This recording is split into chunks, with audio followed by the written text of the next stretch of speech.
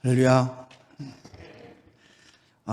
저번에 3주 전인가요? 첫 설교를 제가 축복의 정석이라는 제목으로 말씀을 나누었습니다.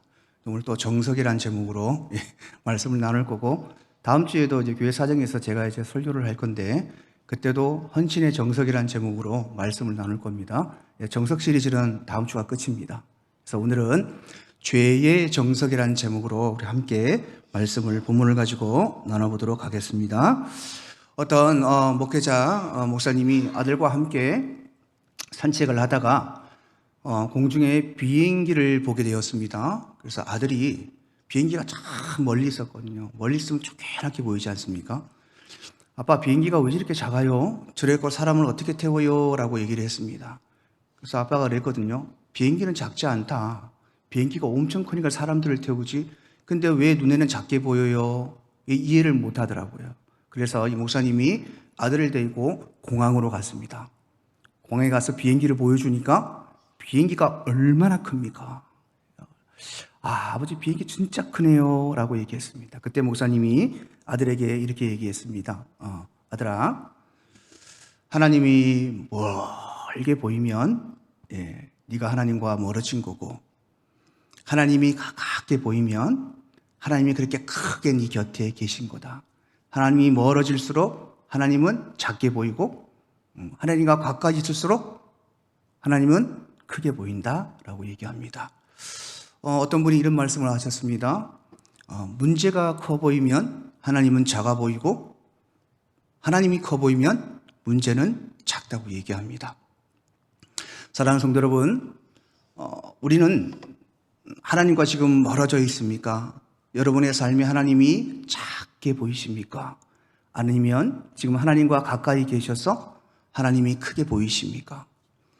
여러분, 하나님과 내가 멀어져 있다면, 지금 내가 하나님과의 관계가 틀어져 있다면 바로 여러분 하나님의 단 하나, 바로 죄 때문입니다.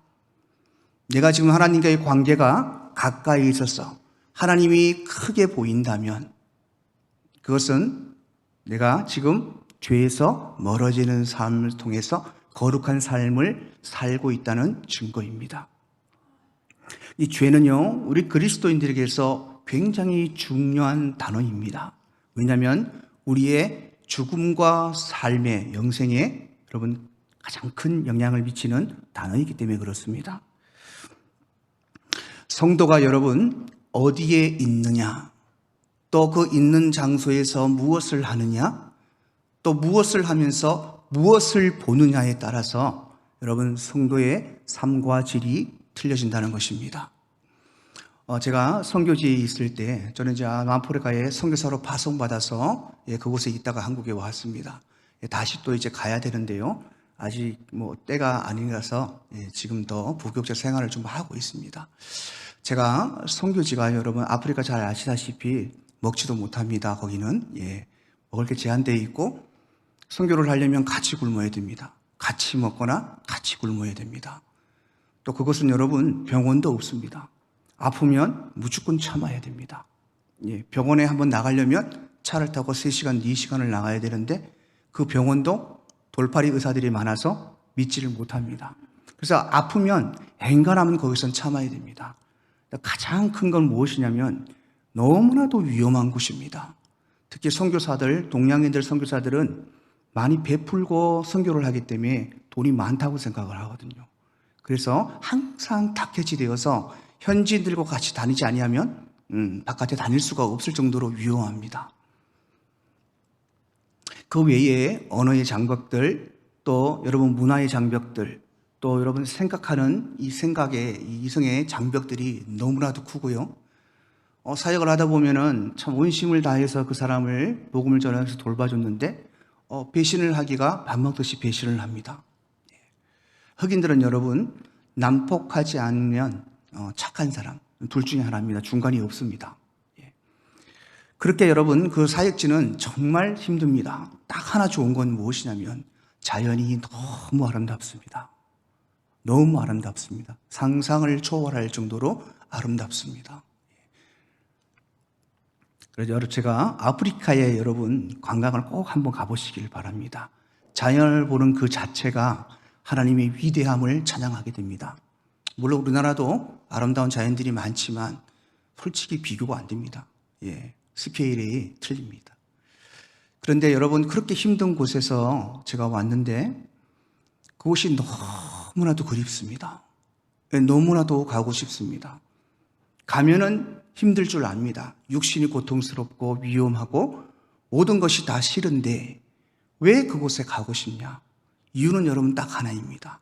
그곳에 가면요, 하나님과 가까이 있습니다. 첫째는 여러분, 선교지는 기도하지 아니하면 절대로 그곳에서 아무것도 할 수 없습니다. 우리의 힘으로, 자신의 힘으로 아무것도 할 수 없습니다. 하나님이 함께 하시고 하나님이 이끌어 가셔야 선교는 가능합니다. 기도를 하니까 하나님과 늘 가까이 있습니다. 너무나도 좋습니다. 근데 또 하나는 무엇이냐면, 여러분, 아프리카는 죄를 지을 공간이 없습니다. 거기는 여러분 향락 이런 거 없습니다. 그런 게 어디 있습니까? 먹지도 못하는데. 뭐 노래방, PC방, 뭐 술집 이런 거 거의 없습니다. 대도시에 나가야 있습니다. 또 여러분, 제가 있던 곳은 픽스버그라고 굉장히 오진 곳입니다. 아무것도 없습니다. 저녁 6시 되면요, 불 다 꺼집니다. 개미 새끼 한 마리도 안 다닙니다. 왜냐하면 위험하기 때문에. 눈 뜨면 뭐합니까, 여러분? 눈 뜨면 자연 보고 하나님 찬양하고 선교 가고, 그게 일과입니다. 그러니까 눈을 돌려서 죄를 지을 수 있는 공간이 아예 없습니다.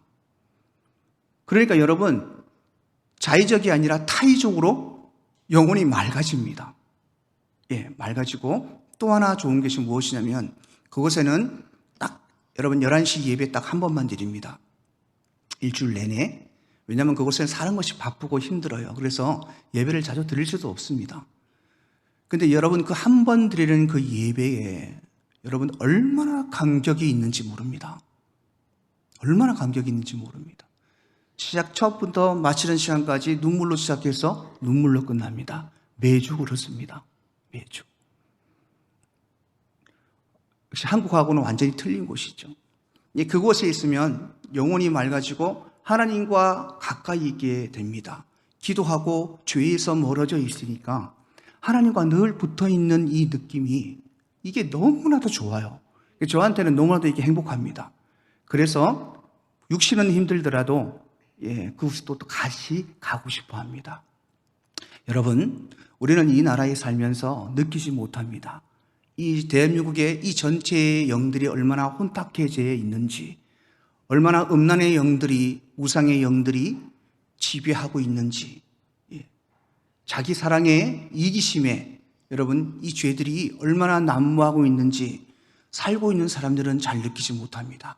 그러나 선교지에 나가보면 바로 그것을 느낄 수 있습니다.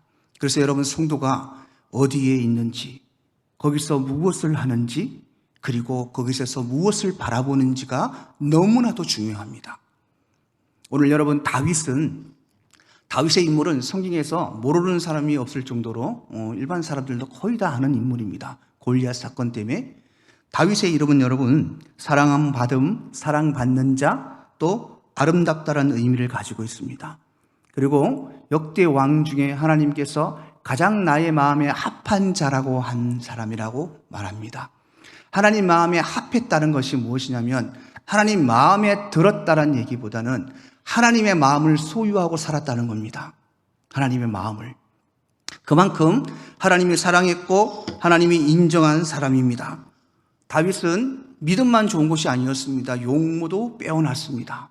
거기다가 목자로서 양을 지키기 위해서 짐승들과 많이 싸우잖아요. 굉장히 용맹스럽고 용기도 있던 사람입니다. 그것으로 끝나지 않습니다. 이 남자다움에 여러분, 시편을 다윗이 거의 다 적었잖아요. 이 장문에도 굉장히 적는 데서 서정적으로 굉장히 탁월한 사람이었고, 또 여러분 음악적으로도 굉장히 타고난 사람이었습니다. 사울이 다윗의 수금 소리를 듣고 평안을 얻었다고 성경은 얘기하고 있잖아요. 그만큼 여러분 못하는 것이 없을 정도로 굉장히 부러운 캐릭터입니다.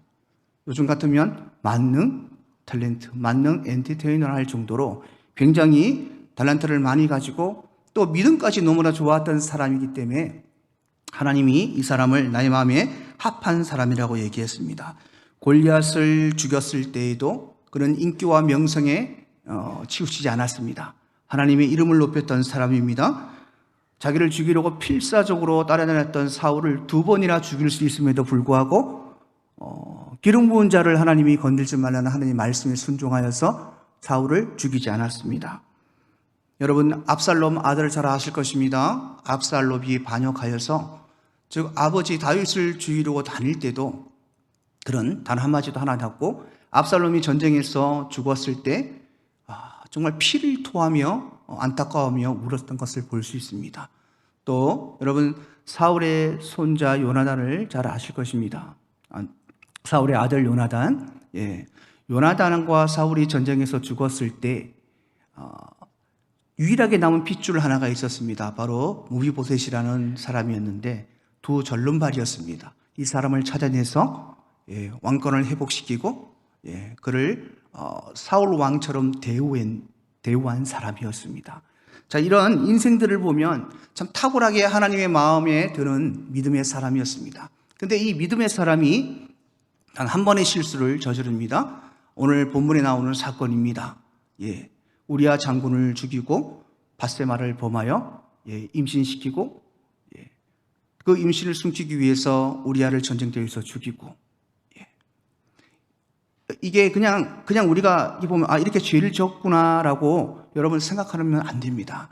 사울은 여러분 잘 아시죠? 사울은 천국 가지 못했습니다. 전쟁터에서 칼로 자기 스스로가 자결을 했죠.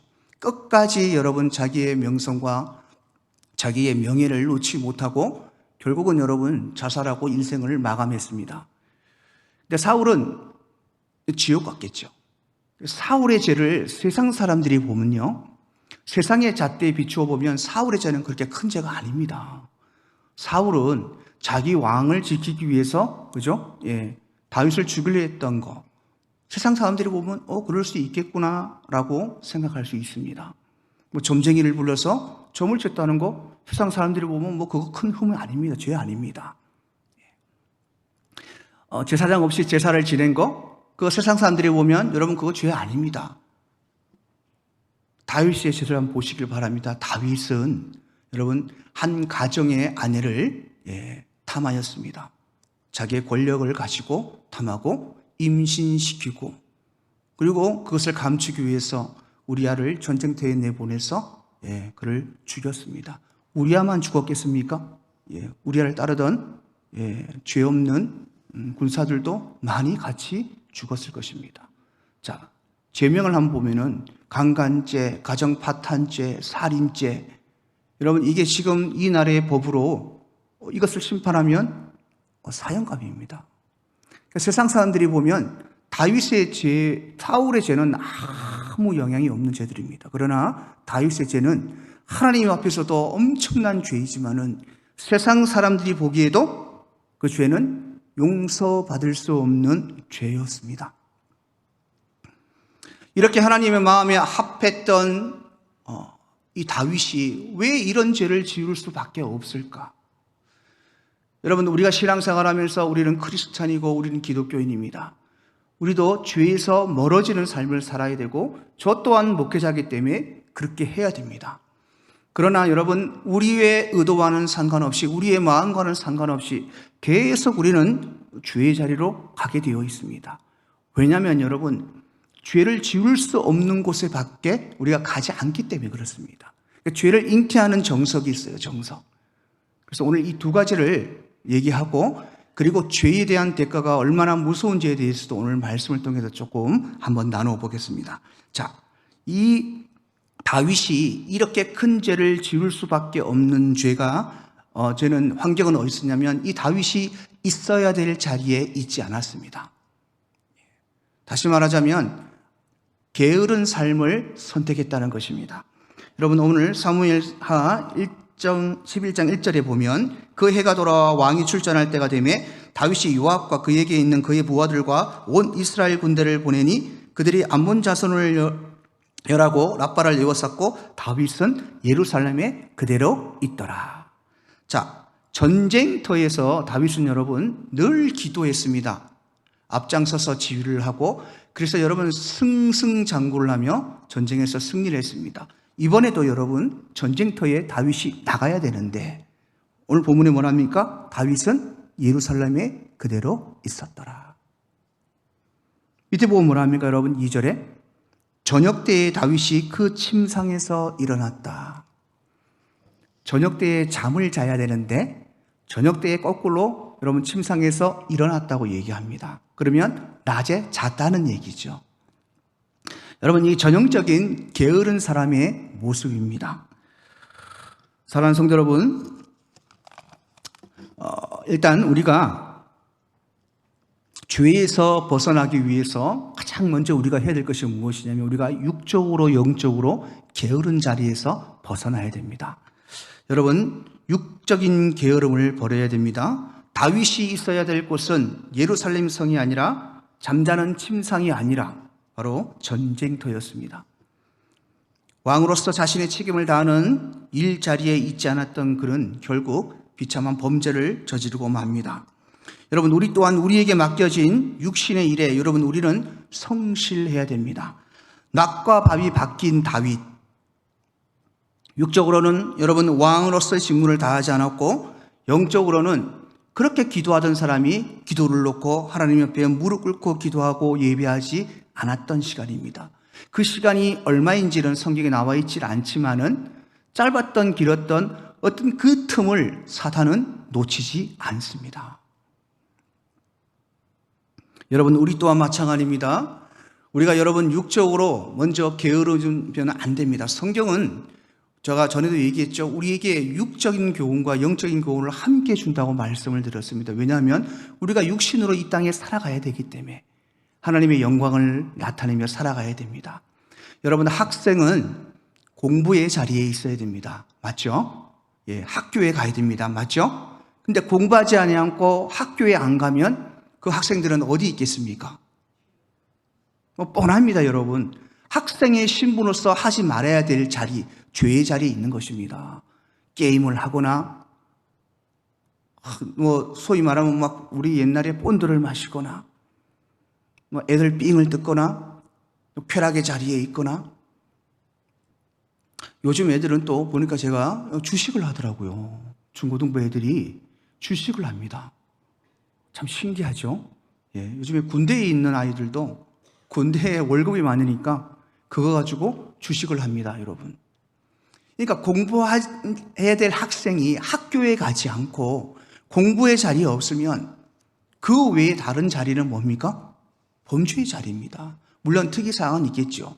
공부를 하지 않아도 자기가 좋아하는 운동이나 이런 것들을 하는 친구들도 있지만은 거의 대부분은 여러분 죄를 짓는 자리에 있습니다. 아버지가 여러분 가정을 돌보지 않고 아버지로서의 역할을 하지 않고 직장에 다니지 않고 가족을 부양하지 않으면 그 아버지는 뭘 합니까? 집에 있는 그 자체가 게으름의 죄입니다.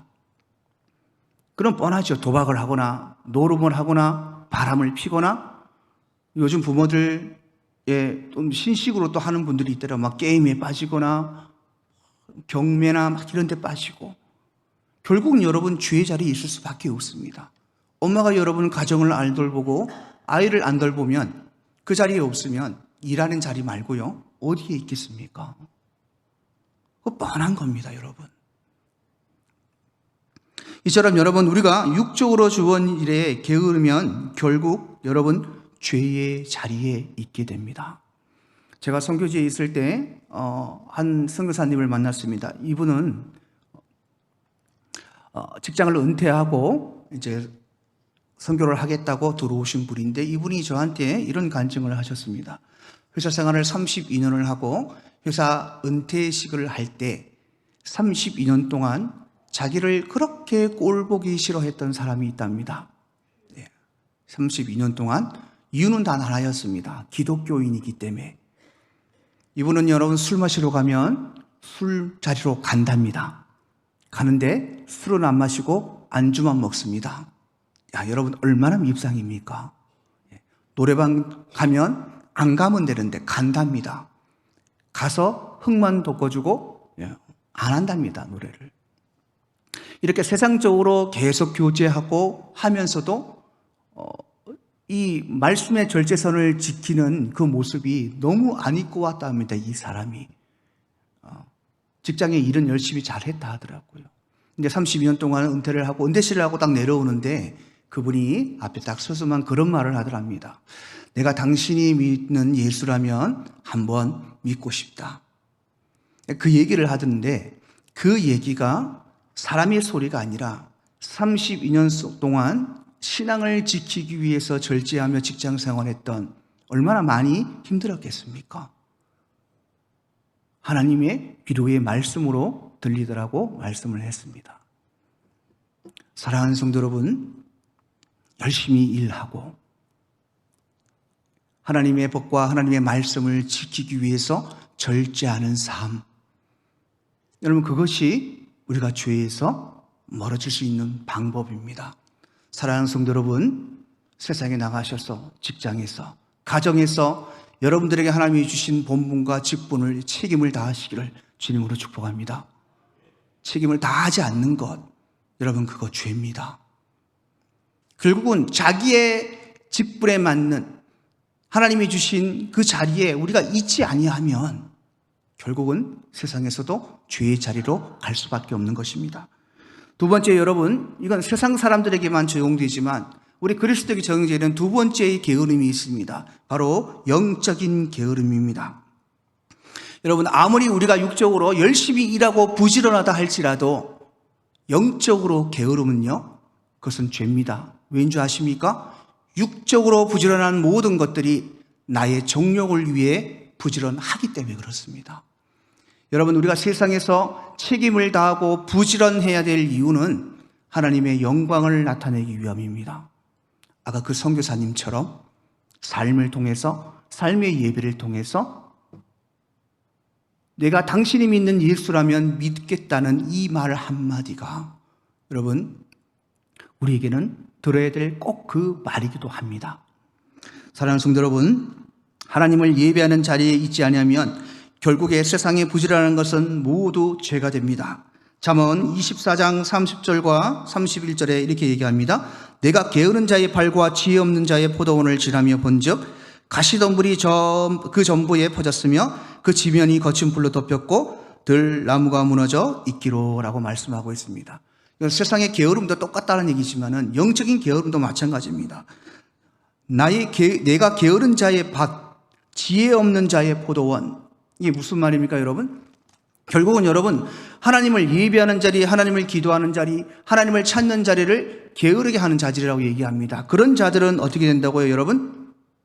뒤에 보면 그의 밭과 그의 포도원이 가시덤불로 덮여져 있고 거친 풀로 덮여져 있고 돌담으로 쌓여져 있다고 얘기합니다. 다시 말하자면 쓸데없는, 아무 필요 없는, 버려져야 될 땅이 된다는 것입니다. 하나님을 예배하고 하나님을 기도하고 하나님을 찾는 그 자리에 우리가 게으르다면은 결국은 여러분 우리는 쓸모없는 밭이 되어 하나님 앞에 버려지는 인생이 될 것입니다. 말씀을 들어도 말씀을 깨닫지 못하는 자, 그러니 하나님의 마음을 모르죠. 그래서 자기 마음대로 신앙생활을 하면서 하나님의 뜻대로 산다고 착각하는 사람들. 또한 여러분, 잠언 24장 33절과 34절의 유명한 말씀입니다. 내가 좀 더 자자, 좀 더 졸자, 손을 모으고 좀 더 누워있자. 내 빈궁이 강도같이 오며 내 곰핍이 군사같이 이른다고 얘기합니다. 하나님을 찾는 자리에 여러분 좀 더 자자, 좀 더 졸자, 좀 더 손을 모으고 누워있다면은 그 영은 어떻게 된다고요? 빈궁이 강도같이 와서 내 곰핍이 군사같이 이른답니다. 빈궁과 곰핍은 여러분 아무것도 없는 상태를 말합니다. 좀 더 자자, 좀 더 졸자, 손을 모으고 좀 더 눕고 있자. 이건 여러분 하나님과 나의 일의 타협을 얘기합니다. 타협도 게으름입니다. 오늘 한 번쯤 어때? 다음 주에 예배 가지. 오늘 기도 안 하면 내일 기도하지. 오늘 성경 읽는 거 못했으면 내일 하지. 게으름이고 여러분 타협입니다. 이처럼 여러분 성도들이 하나님을 찾는 영적 나태함 게으름에 빠지면 죄를 지을 수밖에 없습니다. 여러분, 말씀을 듣지 않고 말씀을 보지 아니하면 죄에 대한 분별력을 여러분 상실합니다. 그러므로 죄를 지어도 죄를 지었는지 깨닫지 못하는 영적 무덤에 빠지게 됩니다. 그래서 여러분, 목사님들이 말씀을 많이 보고 많이 읽으라는 겁니다. 하나님을 아는 지식이 문자적으로도 머리에 있어야 내가 지금 이 자리가 죄의 자리에 있는지 거룩의 자리에 있는지를 분별할 수 있다는 것입니다. 근데 여러분, 말씀만 본다고 되는 게 아닙니다. 말씀을 깨달을 수 있는 올바른 분별력은 기도에서 나옵니다. 하나님의 음성을 들을 수 없습니다. 그러면 삶의 오류를 범할 뿐 아니라 아까처럼 나는 말씀대로 산다고 착각하고 사는데 하나님 보시기에는 그렇지 않다는 것입니다. 이게 여러분 신앙의 오류입니다. 오류. 말씀에 순종하는 삶, 즉 죄를 이길 수 있는 힘을 주시는 성령의 활동도 제한시킵니다. 또한 죄의 깊은 반성과 회개할 수 있는 힘 또한 가질 수 없습니다. 그래서 여러분, 말씀과 기도는 같이 가야 됩니다.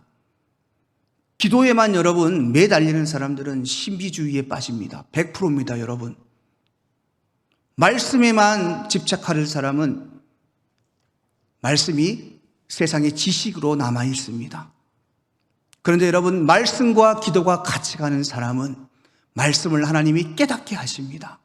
그 안에 어떤 것이 진리인지를 분별하게 하십니다. 그래서 여러분, 말씀을 붙들고 기도하라는 이유가 거기 있는 것입니다. 그래서 여러분, 말씀과 기도는 동일하게 움직여야 됩니다. 또 하나 우리가 여러분, 말씀과 기도와 함께 가야 될 것이 무엇이냐면 예배입니다. 여러분, 하나님 앞에 예배 자리에 없는 사람은 결국은 여러분, 내 자신을 예배하는 자리로 갑니다. 내 자신을 숭배하는 자리, 그 우상의 자리로 가게 되어 있습니다. 그래서 여러분, 우리가 영적으로 게으르지 말아야 될 것은 이 말씀과 기도와 예배의 어느 하나라도 여러분 빠지면 안 됩니다. 어느 하나에도 치우치면 안 됩니다. 균형을 잡아서 하나님 앞에 기도할 때요, 하나님, 예배와 기도와 말씀이 균형 잡힌 믿음이 되게 해달라고 기도하셔야 됩니다. 그래야 여러분 올바른 신앙인이 될 수가 있는 것입니다. 사랑하는 성도 여러분, 세상의 빛과 소금이 되기 위해서, 죄를 짓지 않기 위해 육신의 일의 자리에서 부지런히 성실히 일하시기를 주님으로 축복합니다. 그리고 더 열심히 부지런해야 할 것은 예배와 기도와 말씀에 전념하시길 바랍니다. 항상 주님과 함께하는 삶을 사는 영의 자리를 찾기에 부지런하셔서 죄의 자리에 머무는 어리석은 사람이 되지 않기를 주님으로 축복합니다. 두 번째, 여러분, 다윗이 그 큰 죄를 지을 수 있었던 그 분위기가 무엇이냐면 바로 평안 때문입니다. 평안. 여러분, 오늘 2절에 보면 저녁 때에 다윗이 그의 침상에 일어나 왕궁 옥상에 거닐었다 얘기합니다. 거닐다라는 이 말은 굉장히 여유가 있는 사람에게 주어지는 말입니다. 이 당시에 여러분, 다윗의 이 당시에는 참 평온한 때였습니다. 전쟁에 나갈 때마다 승리해서 국토가 넓어졌습니다. 그래서 많은 부와 명예가, 권력이 날마다 여러분 커져갔고, 다윗은 특별히 여러분 백성에게 굉장히 존경받는 왕이었습니다. 그러니까 뭐 하나 부족할 데가 없었습니다. 그러니 다윗이 내가 이제 전쟁에 나가서 기도하지 않아도 하나님을 예배한 걸 조금 쉬어도 괜찮겠지? 참 평온한데, 그러니까 마음속에 하나님을 잊혀가는 겁니다. 여러분, 우리는 평안한 때가 있습니다. 우리는 여러분 고난의 때가 있습니다. 근데 이 두 가지가 우리의 삶 가운데 분명하게 구분되어 나타나기도 하지만 이 평안과 고난이 동시에 우리에게 섞일 때도 있습니다. 그런데 여러분, 중요한 것은 내가 고난의 자리에 있든 평안의 자리에 있든 그것이 중요한 것이 아닙니다. 우리가 어떻게 신앙생활을 하고 있느냐, 어떻게 신앙으로 살아가고 있는 거냐가 그것이 중요합니다. 무엇보다 더 중요한 것은 그때마다 우리에게 들려주시는 하나님의 말씀에 귀를 기울여야 됩니다. 여러분, 야고보서 5장 13절에 하나님이 이렇게 말씀하십니다. 너희 중에 고난 당하는 자가 있느냐? 그는 기도할 것이요. 즐거워하는 자가 있느냐? 그는 찬송할지어다. 무엇입니까? 고난이 있어도, 평안이 있어도, 고난이 있을 때는 뭐라고요? 기도하라고 합니다. 평안이 있을 때는 뭐라 합니까? 찬송할지어다. 여러분, 기도가 찬송이고 삶의 예배가 찬송입니다. 그러니까 하나님은 말씀하시기를 너희 삶이 무엇이 있든 어떻든 간에 하나님을 찬송하고 기도하라는 것입니다. 여러분, 평안 때에 하나님께서 우리에게 하시는 말씀을 여러분 들어야 됩니다. 또 고난의 때에도 하나님께서 우리에게 하시는 말씀을 우리가 들어야 됩니다. 그런데 다윗과 마찬가지로 모든 믿음의 사람은 자신의 삶에 평안이 찾아올 때 세상에 눈을 돌립니다. 다윗이 여러분 옥상에서 여유롭게 거닐 때 그의 눈에 들어온 것이 무엇입니까? 한 연인이 목욕하는 것입니다.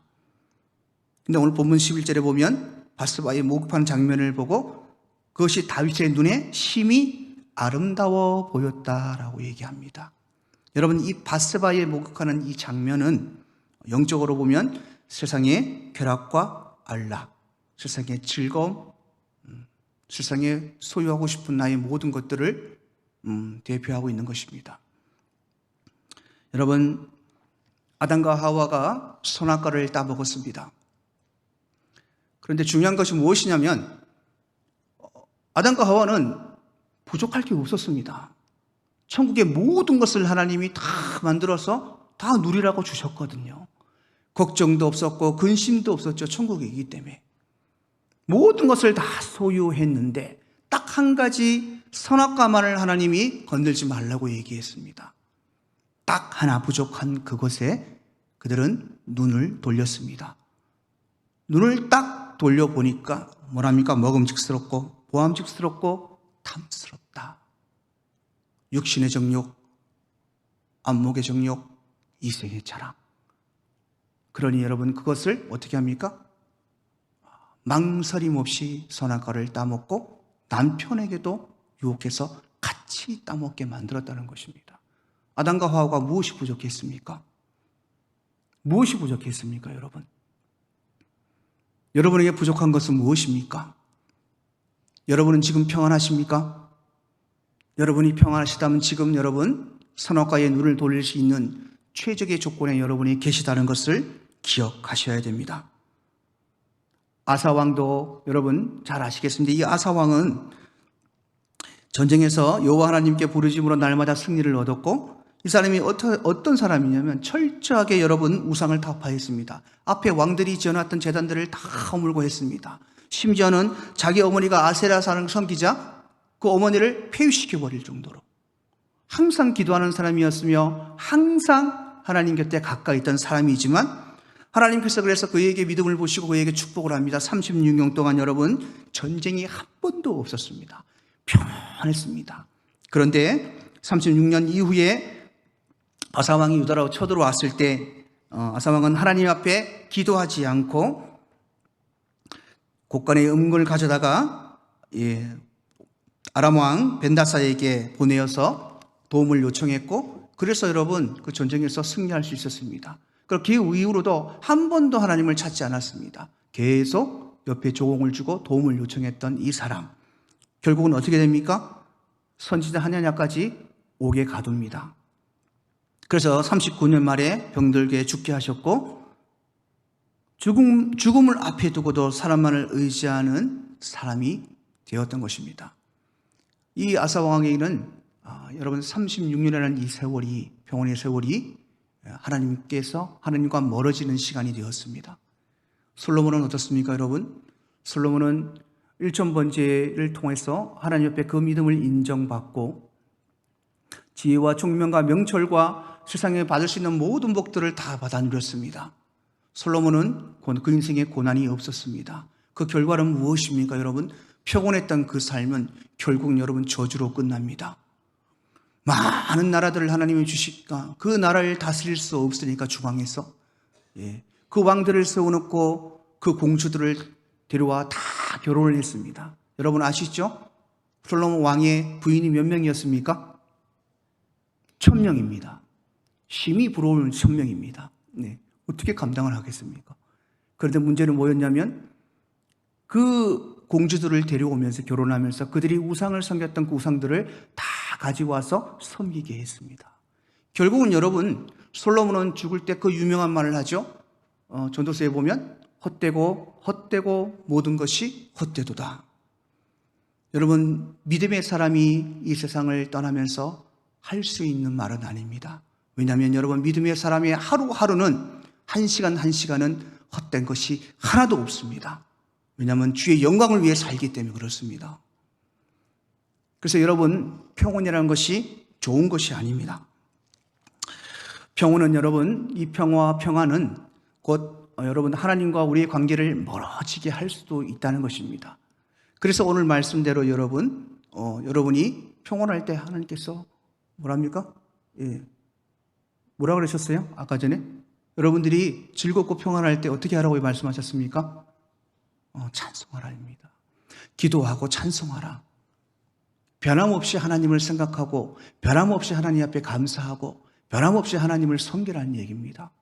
그런데 평온하면 참 저도 마찬가지입니다. 목회자지만 여러분, 저도 고난이 있을 때 기도하는 시간과 평온할 때 기도하는 시간이 차이가 있습니다. 횟수도 차이가 있습니다. 그러니까 제 자신을 보면 너무 한심합니다. 어릴 때 조금 평안할 때 보면요, 나태해져 있는 거예요. 예. 지금은 이제 그러지 않으려고 엄청 노력을 하는데도 확실히 고난에 있을 때 하고요, 우리 집사람이 막 아파서 병원에 갈 때 하고 집에 건강하게 있을 때 하고, 우리 집사람을 위해서 기도하는 횟수가 틀립니다. 또 간절히 부르짖는 마음의 태도가 틀립니다. 어쩔 수 없는 우리들의 사람입니다. 여러분, 나는 왜 그럴까 하고 아닙니다. 너도 나도 우리도 다 그렇습니다. 목사도 다 똑같습니다. 자책하지 않기를 주님으로 축복합니다. 자책하라는 것이 아니라 우리가 이 말씀을 기억하고 가슴에 새기고 하나님이 우리에게 평온을 줄 때 더 하나님 앞에 찬송하고 감사하는 삶을 살아야 된다는 것입니다. 그리고 고난 속에서 낙심하고 절망하지 않고 기도로 이겨나가야 됩니다. 여러분, 기도는요, 진짜 모든 신앙의 전부입니다. 기도하면 하나님이 다 알아서 하십니다. 하나 좀 여러분 팁을 드리면, 기도를 하루에 빠지지 말고요, 30분 이상 꼭 하십시오. 기도하기 힘드신 분들은 찬양 들으면서 찬양 가사 묵상해도 기도입니다. 30분 이상을 여러분 꼭 해보십시오. 매일 빠지지 않고. 그러면 여러분 삶에 6개월, 7개월, 8개월이 넘어가잖아요. 그러면 여러분의 삶에 고난의 구름들은 거칩니다. 제가 이건 100% 여러분들에게 얘기할 수 있습니다. 제가 경험을 했기 때문에. 기도를 여러분 계속 쌓아야 됩니다. 기도하는 사람은 고난이 와도 하나님이 큰 고난을 안 주십니다. 기도가 쌓여 있기 때문에 그렇습니다. 사랑하는 성도 여러분, 오늘 우리가 죄를 지을 수 있는 환경 2가지를 얘기했습니다. 첫 번째는 부지런한 자리에 있어야 된다. 육적으로 책임을 다하는 자리, 영적으로도 책임을 다하는 자리.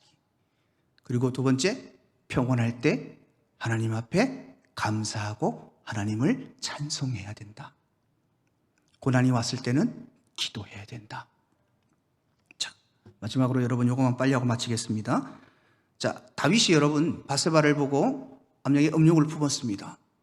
근데 거기서 끝났으면 너무나도 좋았을 것인데, 다윗의 믿음을 보면 분명히 거기서 끝났을 것 같은데 안 그렇습니다. 신하를 불러서 누군지 알아보게 하고 그 여자를 데리고 오게 만들었습니다.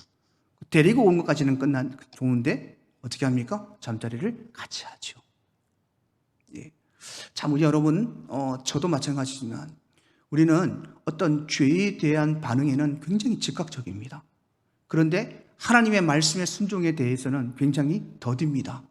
굉장히 계산하고 굉장히 따져보고 그러다는 거죠.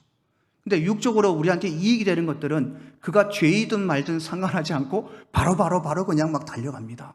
바로. 다윗도 여러분 그러했습니다. 오늘 3절과 4절에 보면 그렇게 나오죠. 똑같이 아까 말씀드렸듯이 신하에 불러서 누군지를 알아보고 그 자를 데리고 와서 동침했다고 얘기합니다. 사랑하는 성도 여러분, 게으름과 평안 속에서 바라보았던 바세바 그리고 다윗은 이제 그것을 취하기 위해 즉각적인 행동을 합니다. 게으름과 평안 속에서 하나님을 잊어버리면 우리는 영적 무덤에 빠지게 되고, 그 영적 무덤은 결국 죄를 잉태하게 되는 자리로 가게 된다는 것입니다.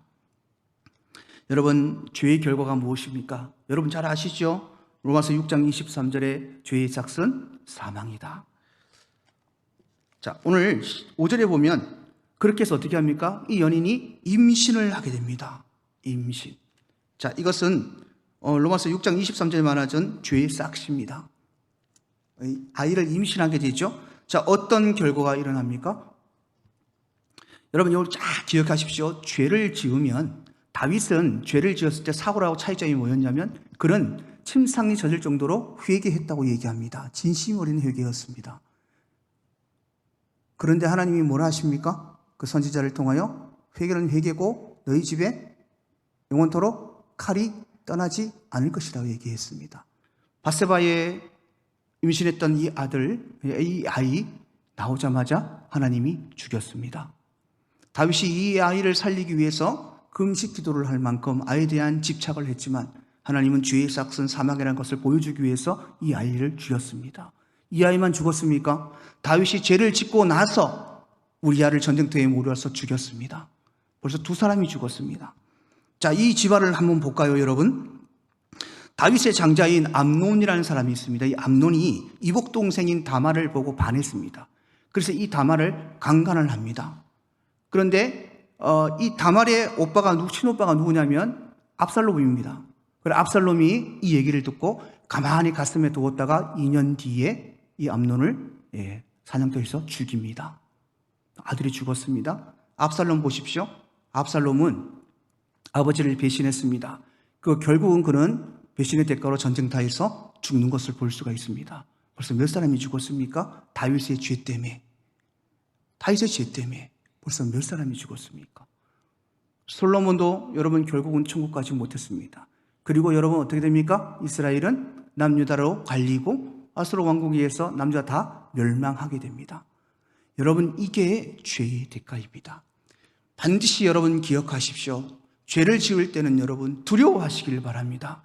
여러분 용서해달라고 하나님 앞에 용서를 빌고 용서를 받지만 하나님은 죄에 대해서 용서하지만 그 죄에 대한 대가는 반드시 지불하시는 것이 하나님의 법칙입니다. 죄의 삭은 여러분 사망입니다. 어떤 분들이 이런 말씀을 하시더라고요. 죄를 지었는데 다른 사람들은 교회도 안 오고 교회 안 오고 예수님 안 믿는 게 제일 큰 죄인데 교회 와도 자기 멋대로 살면서 잘 살더라고요. 축복받고 잘 삽니다. 사망이 아니던데요 라고 얘기합니다.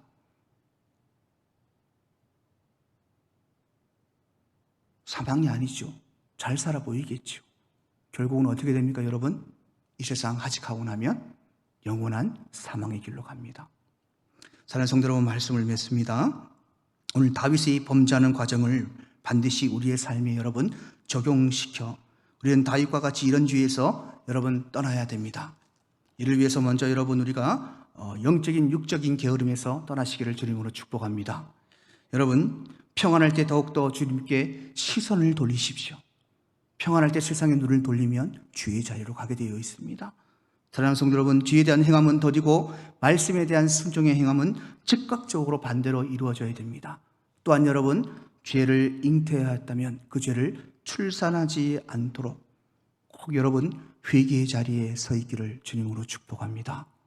이 말씀 꼭 기억하시고 오늘 이후로 여러분 죄의 삶에서 떠나셔서 하나님과 가까이 지내시기를 주님으로 축복합니다.